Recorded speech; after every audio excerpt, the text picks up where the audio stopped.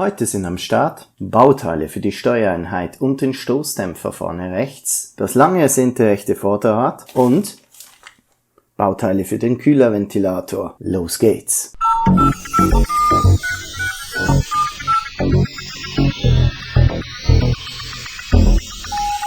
In diesem Abschnitt geht es darum, den Steuerkasten und den Stoßdämpfer an den rechten Radkasten anzubringen.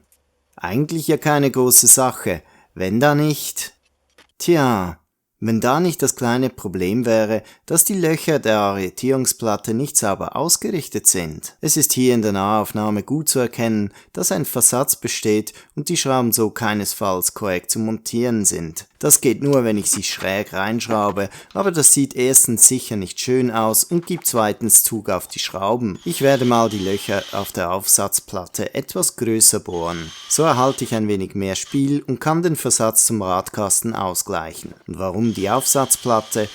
Weil deren Bohrlöcher keine Gewinde haben. Und siehe da, wo wir zuvor überhaupt nichts gesehen haben, erkennt man jetzt mit den größeren Bohrungen wenigstens ansatzweise die dahinterliegenden Löcher. Zwar gibt's immer noch einen gewissen Versatz, aber die Aufsatzplatte selbst hat auch ein wenig Spiel, darum sollte ich die Schrauben jetzt auf jeden Fall im rechten Winkel einsetzen können.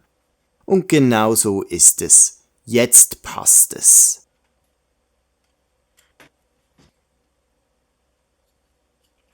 Dann noch kurz den Verteilkasten angebracht und weiter geht's mit der Montage des Radkastens.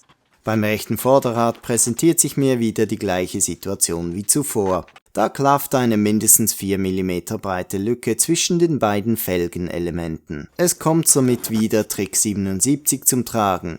Ich presse das Ganze mit Klemmen zusammen, denn anders lässt sich das ja nicht verschrauben. Zu guter Letzt wird noch das Vorderrad und die Radkappe angeschraubt.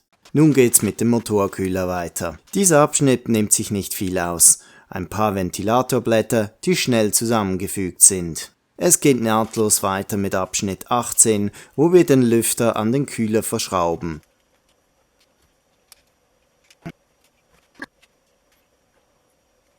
Eigentlich auch keine große Sache. Einzig diese Querstrebe hier bedurfte ein wenig Nacharbeit. Vergleichen wir mal. So sollte es aussehen. Und so sah es bei mir aus.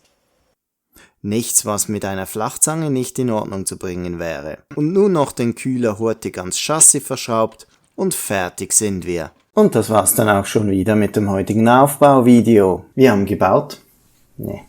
Ihr habt zugesehen, gebaut habe ich das rechte Vorderrad, ein Anbauteil am Vorderradkasten und das Ganze dann am Chassis angebracht. Weiterhin habe ich hier den Kühler zusammengesetzt und ebenfalls am Chassis angebracht. Kritikpunkte gibt's dieses Mal 2. Einerseits musste ich auch hier das Rad bei der Montage mit Klemmen zusammenpressen.